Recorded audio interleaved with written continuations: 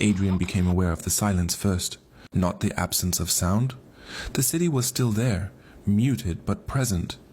But the way his own thoughts had thinned, stretched tight around a single sentence on the page.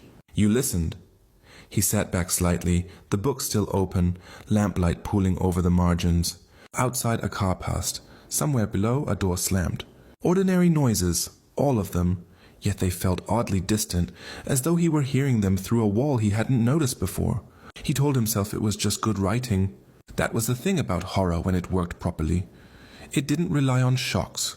It recognized something in you, held it up, slightly distorted, until you couldn't quite tell which parts belonged to the page and which parts were already yours. Eve lingered in his mind. Not her fear, her waiting. Standing in a place she hadn't intended to be, paused between one decision and the next, caught by something she hadn't known she was listening for. That detail unsettled him more than Valen ever could. He shifted on the couch, aware of the faint creak of springs beneath him. He thought of late walks home, of nights that slipped sideways, of moments when he'd found himself somewhere without remembering the choice that led him there.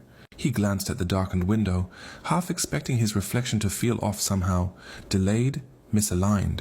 It wasn't just him, pale familiar. Blue eyes catching the light. Still me, he thought, and felt a flicker of relief he didn't entirely trust. The music described in the chapter stayed with him too, not as a supernatural idea. He dismissed that easily, but as something more mundane and troubling. Sound without a clear beginning or end, a residue. The way a song could follow you long after it stopped playing. He'd felt that before, after gigs, after rehearsals that went nowhere, when the room emptied but the noise didn't quite leave his head. He checked his phone without any real reason. A couple of messages from the band earlier. Casual, nothing alarming. See, everything's fine. Still, when he set the phone down, his fingers hesitated, hovering for a second too long. He turned the page, then paused. The hesitation annoyed him. It felt performative, as though he were playing along with the book's mood, instead of simply reading it. He gave a quiet, almost embarrassed laugh. "Don't be ridiculous," he said to no one.